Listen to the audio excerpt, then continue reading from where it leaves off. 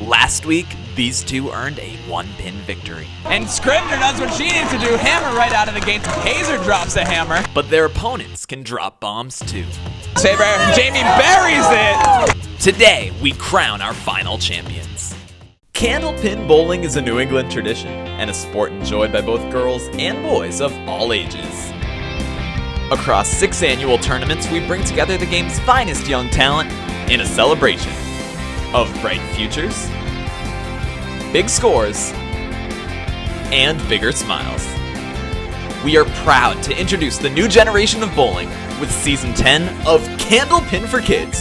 To see old episodes and for more information, go to www.cp4k.com. Hello, one more time from Pilgrim Lanes in Haverhill, Massachusetts. Candlepin for Kids, 15 to 18-year-old championship show. Alongside Dan Gauthier, I'm Rob Taylor. Everything's led up to this. We've got the 4 best youth bowlers in the game right here. Let's see what they can do. Yeah, it's a flip a coin match too, Rob. I think they're very evenly matched teams. I'm going to put my money on Crush and Sonya. I don't know why, just a feeling. Both our boys come from the same house. I don't know how much they like each other. They don't like each other at all in this match, I can tell you that, right? We're going to have a fun match. I can't wait to see it.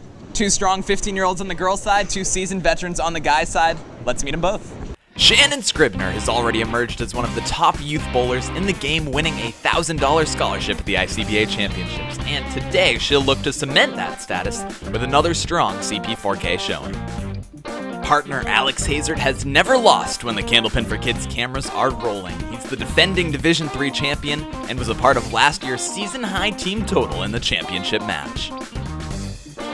We see the best of Sonya Richard when she is under the lights. In last year's Tournament of Champions, she averaged a 116 over the course of her playoff run, and she's going to look to one-up her runner-up finish from last year. Jamie Schmidt goes by the nickname Crush for his powerful first ball. He showed that at our first stop this season with the 2nd highest qualifying score in show history. He'll look to tap into that again today.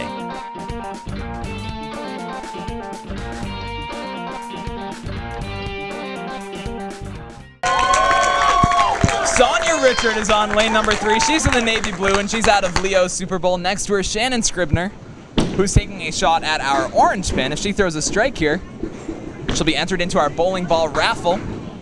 Interestingly enough, nobody's done it that way this season. They've all done it what I would think would be the harder way, which is stringing a bunch of marks in a row or double strikes. Those orange pins are donated to us by Garland's Manufacturing up in Maine. They sent us a whole set of bowling pins.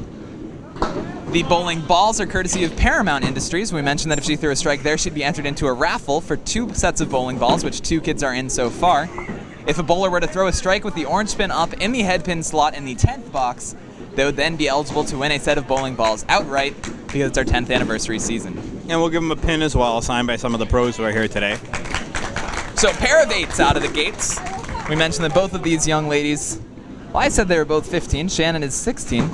But 2 of the young talents on the girls' side. And we're hopefully going to see them prove it here in our championship show.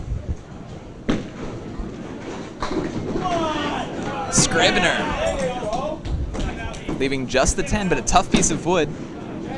Sonya trying to reel in that 4 horsemen, but no luck. Sonya has a lot of spin on her ball too, but I don't know if it's because these lanes are synthetic. It doesn't seem to be grabbing as much as I've seen with some other people. Scribner all over it for the spare. Double wood was able to help her out. Yeah, I wasn't sure if that wood was going to be a help or if it was going to be a roadblock. It looked good, but that doesn't always mean anything. We mentioned last week that Shannon Scribner has averaged a 115 on the show in her 4 appearances. Sonya does her a little better, 118 in 5 appearances. She's bowled 5 strings on our show for a total of 590, which is an impressive total by any measure. Yeah, very good score. Solid 118 average for 5 strings. Sonya was in our Division II finals last year. She and partner Stephen Powers lost to Aaron Sousa and Maddie Kelly 227 to 218 in a match that went right down to the last box. I think I gave this team the shoe jinx by saying that I predicted they would win, Sonya and Jamie.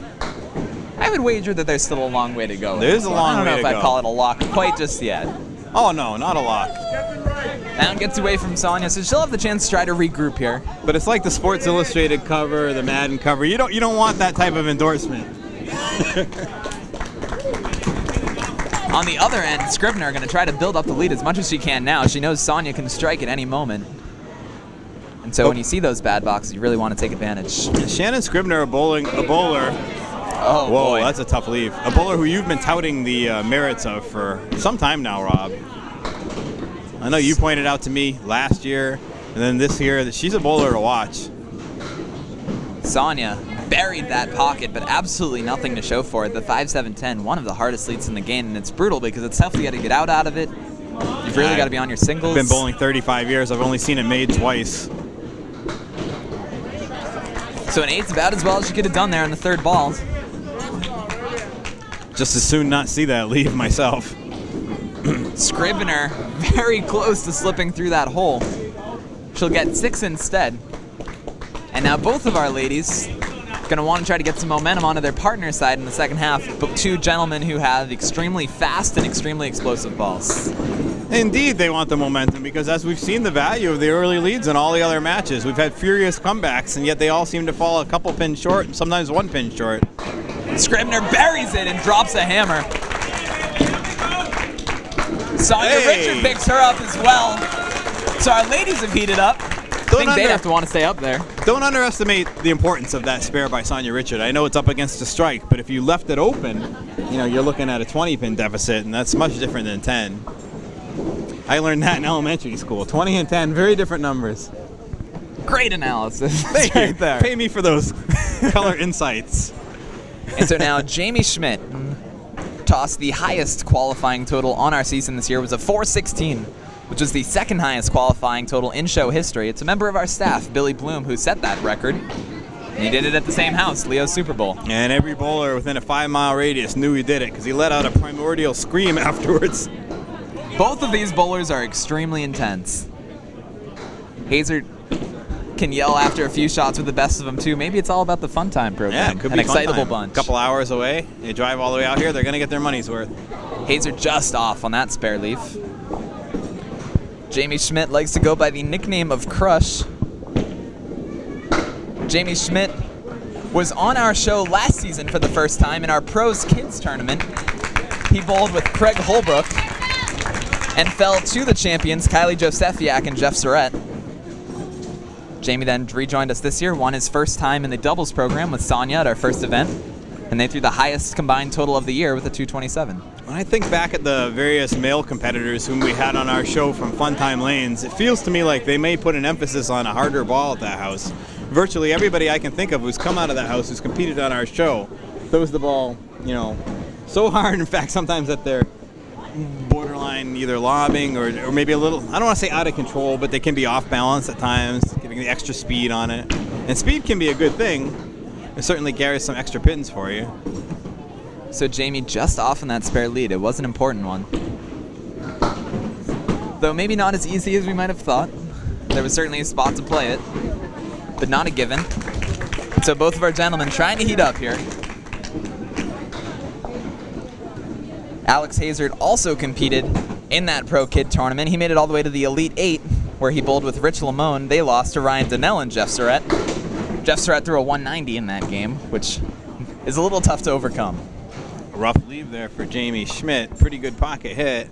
He's going to have to be light on the right side of the 3-pin if he wants to kick it all the way over and carry the 4. That wood in the back might allow the 3-pin to jump a little too full. So now Hazard looking to press on. Great bid. Yeah, solid hit. Not exactly the easiest of spare leaves. You can never be too upset when you leave 7 pins after the first ball if it doesn't go. I always tell some of the kids that. They think everything they put in the pocket is supposed to go, but it doesn't always work that way. So 2 boxes left in the half for our gentlemen. Both trying to break the ice here, get that first mark out of the way. Let's go out on a limb and say at least one of them is going to do it this box. The 2-pin on lane 3 is leaning to the left already. He wants to fall, yet it stubbornly stays up. The pin he's going to be aiming at. We may have to check that wood. Hazard getting a lot of action off the head pin. Maybe a backdoor strike. Doesn't quite catch the head pin. No, Rachel's got it up on the pin cam, and it's legal. So it's good. Legal. And so now Jamie, of course, doesn't want to play it. No, he doesn't. But he also wants to know if it's good or bad, because in the event that you threw a, if you horrible miss and you hit it, you still want to get credit for any pins that you get down from hitting it if it's legal. Hazard Nice picks ball, up nice that ball. single pin head pin, so the game's about luck and skill. You get the lucky break on that first ball leaving the head pin. The key is to take advantage of it.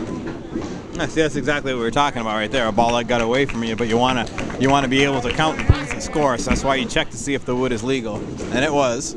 So now that lead creeping up there to around 14, plus a ball from Hazard. Scribner, of course, with 2 balls in her half, but Sonya with a mark as well. Well, one thing Sonya and Jamie are going to look back at when this match is over, win or lose, is the fact that they haven't gotten any 10s yet. You know, it's hard to win. You make it harder on yourself if you keep hitting 8s, because every box is 2 pins less that the opponents have to make. Hazard buries the head pin, so a key 8-pin fill and another spare leave. Jamie Schmidt right in there. Not able to get a pin to fly over to take that 10. And Hazard picks up the spare. And Hazard, we may not have it on camera, but what a balancing act. He was leaning over the line, almost foot fouled, trying desperately to stay behind it. He kept his balance. So big difference in this one, but Sonya and Jamie can put up marks in a flash. Join us after the break. Peter Flint's going to throw a box against an audience member.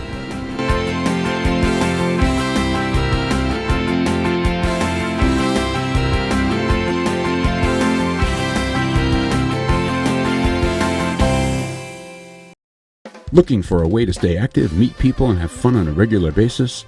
Look no further than Candlepin Bowling at Leda Lanes in Nashua, New Hampshire. Leda has Candlepin bowling leagues for all ages and abilities. Every day and night, we turn out the lights and turn on the fun at Leda's Lighthouse Glow Bowl for the area's only complete glow-in-the-dark candlepin bowling.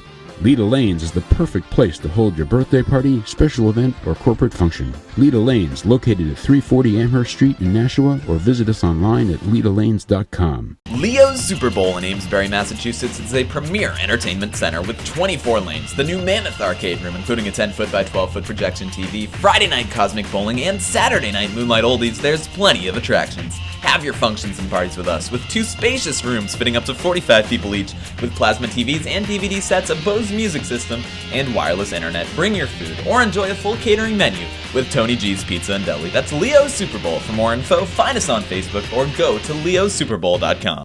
Bowling is better at Pilgrim Lanes. Family fun has never been so much fun. For the kids, bumper lanes and ball ramps build confidence. And watch how much fun Glow Bowling adds to your family's fun. Play for prizes on over 30 video and arcade games at Pilgrim Lanes Arcade, or enjoy a game of pool. Plan your next birthday party at Pilgrim Lanes. They do all the work and clean up. Just bring the cake and the kids. Pilgrim Lanes, Primrose Street, Haverhill. Go bowling. It's fun and affordable for dates, families, and groups. Woburn Bowlodrome, established in 1940, has 40 lanes with automatic scoring, including bumper lanes, glow bowling, and more, featuring 4 different birthday party packages. If you bring the cake, we'll do everything else, including food, drink, and paper goods. Come spend your Friday and Saturday nights with us when the lights go off and the music and fun go on. Enjoy our game room, check out our pro shop, or join a winter league. We're right by I-93 and I-95 with plenty of parking available. Woburn Bowlodrome. For more info, go to www.woburnbowl.com.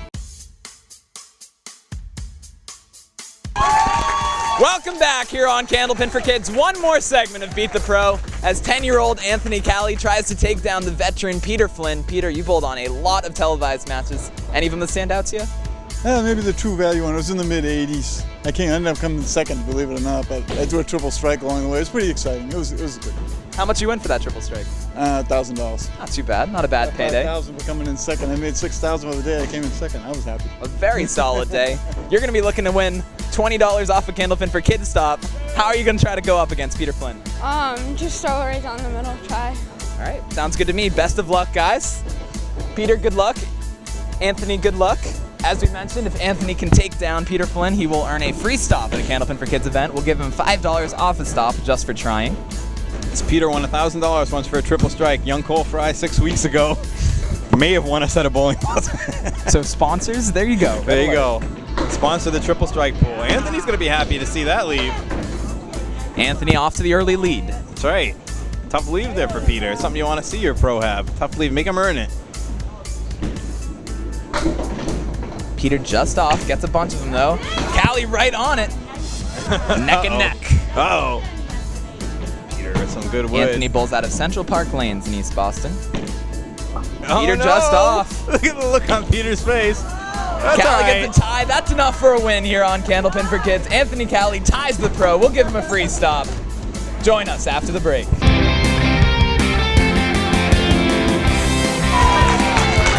Shannon Scribner is working on a strike. A double will get her into that bowling ball raffle.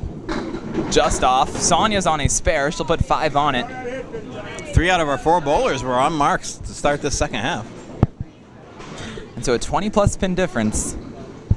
And as we saw in our Division II finals, when Hunter Johnson nearly made that 23-pin lead slip away. Wow, everything but knocked the orange pin down. On both sides, both bowlers extremely close to the mark. It's all about persistence here, winning each box. Scribner with a 10.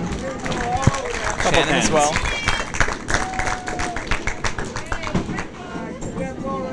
So now the difference right now, 26, plus the ball by Hazard. And so now we've touted these kids' big game throwing abilities. See if we see some down this home stretch. So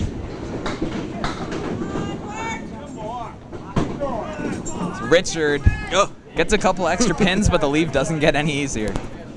You want to be on the outside of the 1, 2, 3, 4, 5, 6 pin. Outside of the 6 pin. I had to count. Great bid. She's on the outside. Kind of right where I wanted her to be. Just hoping she'd hit it just light enough that it would actually hit the front of the 5 pin and then carry itself all the way over into the 4.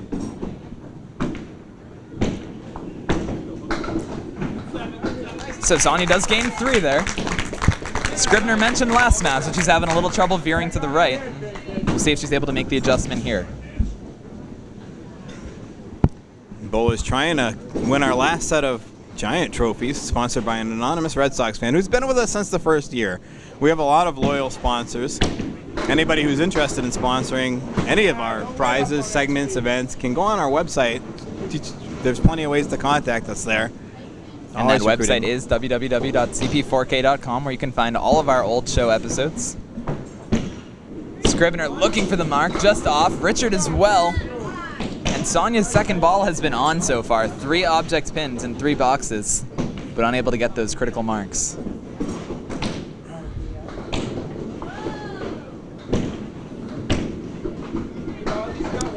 Pretty 10 by Richard.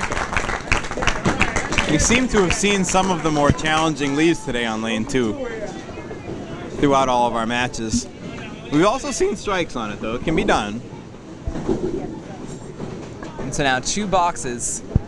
Sonya would love to get that lead down into the teens for her partner. And there's a good spare leave for her. Gets a little action off the head pin.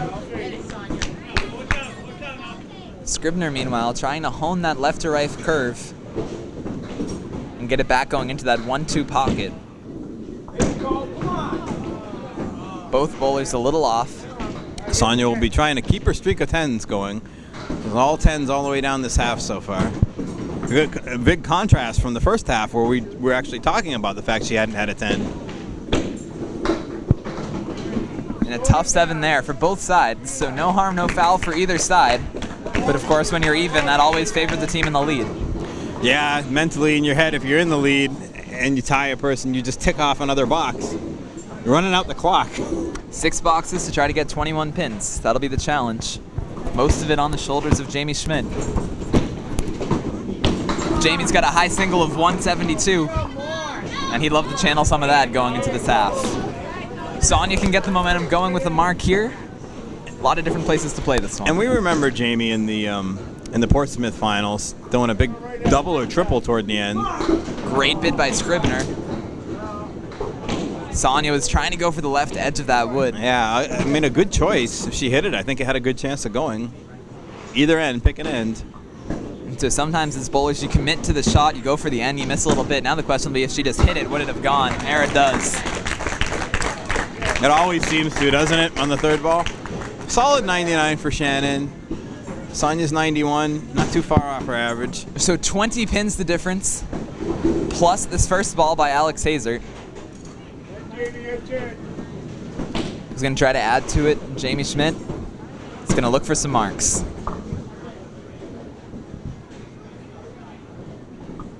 Both bowlers taking their time. In the match that got Jamie Schmidt here, He threw a 108 game, which was capped off by a clutch strike in the 9th, which got him a 6-pin victory. And those 8 pins big for Hazard. Normally, Schmidt. you wouldn't want to see the 8-10 as a lead, but those 3 pieces of wood, that's one of those ones, spray and pray, just smack it. I think you got a good chance. Hazard does exactly what you said and carries it. That's 3 in a row for Alex Hazard. And if he was 11 or under, that would qualify him to win some bowling balls, but he's got to earn Jamie it. Schmidt answers. We're going to make these older kids throw a double striker better to get eligible for the balls. Or you throw a strike on the orange pin if it comes out on the head pin. So 2 marks by our bowlers.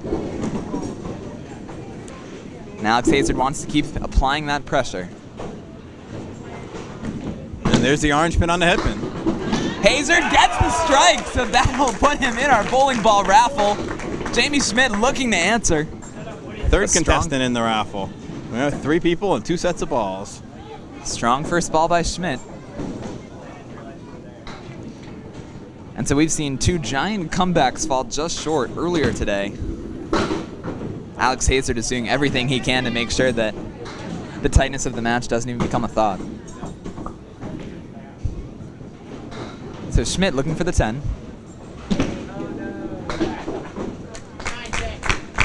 I guess the championships do bring out some of the best bowling in some bowlers, though, Rob. We've gone a whole season, 4 3-stops, and a 4th event that was different, and only 1 person had qualified for bowling balls, and then we have a finals, and we've added 2 more to the list, so 3 people qualifying to win 2 sets of balls.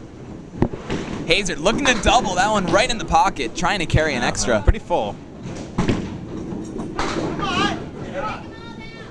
Hazard, we mentioned, no stranger to the big stage.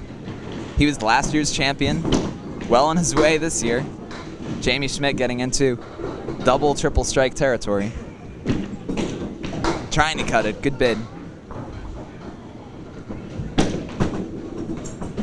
Hazard just off there. Heard Kylie cheering for Alex a little bit there, saying right back on it. I know Kylie Josefiak and Alex have been on the same team in past finals. They were the ones that won last year.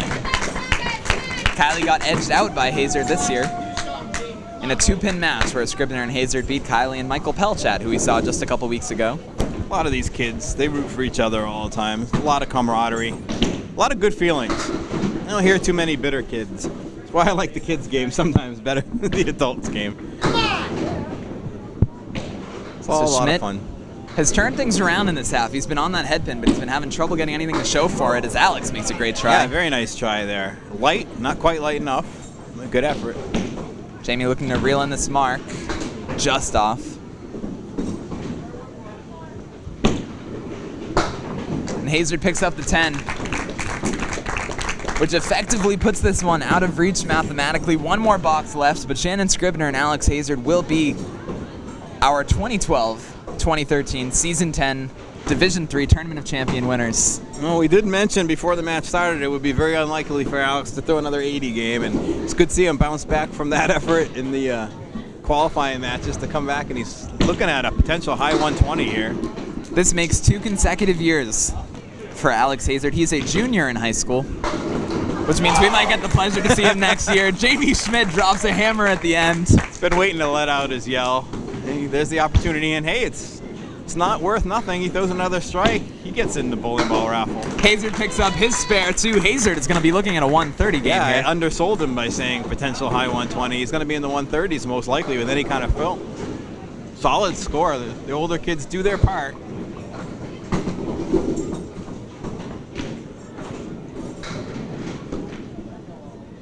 And so Hazard 1 ball away from the Season 10 championship. There it is.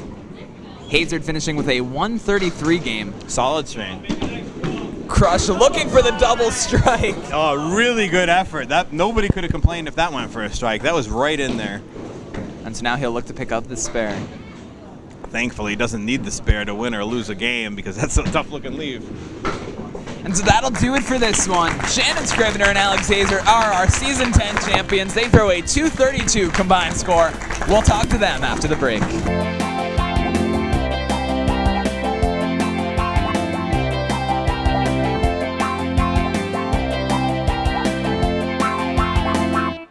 Boutwell's Bowling Center is a proud supporter of Candlepin for Kids. Looking for a place to bowl in Concord, New Hampshire? Drop by Boutwell's, featuring 24 lanes as well as an open lounge, arcade, bumper, and league bowling every day. Enjoy Glow Bowling every Saturday night, where we play today's top artists and open up the fun to all ages. Have a birthday party with us where we do the work and you enjoy the party. Go to our website, boutwellsbowl.com, to see our upcoming tournaments. And if you're looking to up your game, give us a call to set up a lesson with our certified instructors. That's Boutwell's Bowling Center, just minutes off Route 93.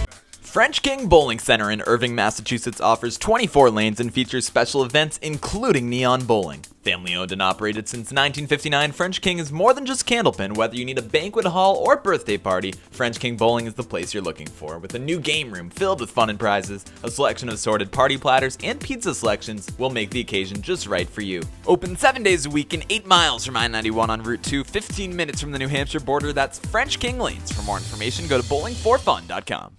Paramount Industries Inc., providing service to the Candlepin bowling industry for 60 years. From expert, precise refinishing of bowling balls to distributing all the top brands of Candlepin bowling balls manufactured by Epco, Paramount, Starline, Cobra Pro Rubber, and Urethane. Also offering a complete line of bowling bags, shoes, and other related products. Paramount, the #1 name in Candlepin bowling. When you think of Candlepins, think of Paramount Industries Inc. for all your product needs. Lucky Strike Lanes, the cornerstone for Candlepin in the city of Lynn, is the second largest bowling center on the North Shore with 34 lanes. Come enjoy our weekend special with $7, getting you an hour of bowling, shoe rental, a slice of pizza, and a drink. Join one of our winter leagues, enjoy fundraising opportunities, or have your next birthday party with us and enjoy our 12-inch pizzas. Located right behind the post office in downtown Lynn and easily accessible from major roads, it's Lucky Strike Lanes. For more info, check out luckystrikelanes.com. Welcome back here on Candlepin for Kids. We're here with our Division III champion, Shannon Scribner and Alex Hazard, who will receive the trophies. Alex Hazard with the repeat, but we'll start with his partner, Shannon Scribner. Shannon, how did you feel your game was today? I know we've seen big scores out of you in the past. Found you struggling to find the headpin a few times. Were there any adjustments you were looking for? I was trying to move up a little bit, but nothing seems to be really working. How does this rank up with some of your other titles? Pretty high. 133 to finish the day, a huge score for you. Looked like everything was working on it. Yeah, everything was working. I was hitting the headpin, getting some lucky drops, and it was all good. So, Shu, that wraps up a pretty strong 6 weeks of bowling we saw out of these young kids. And 2 times in a row, it's not easy to do in any age group. So, like you said, Shannon's going to have a bright future ahead of her. We look forward to seeing her quite a few more times in years to come. We thank you for joining us for all 6 of these weeks. If you've been enjoying all the Candlepin for Kids action, you can catch more episodes on our website. It's www.cp4k.com. So on behalf of the entire Candlepin for Kids staff from Pilgrim Lanes in Haverhill, Massachusetts, he's Dan Gauthier. I'm Rob Taylor. Thank you for joining us on this season of Candlepin for Kids.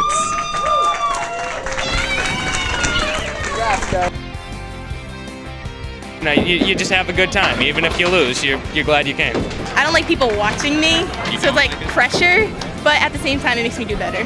Anything else you want to talk about? Nope, that's it.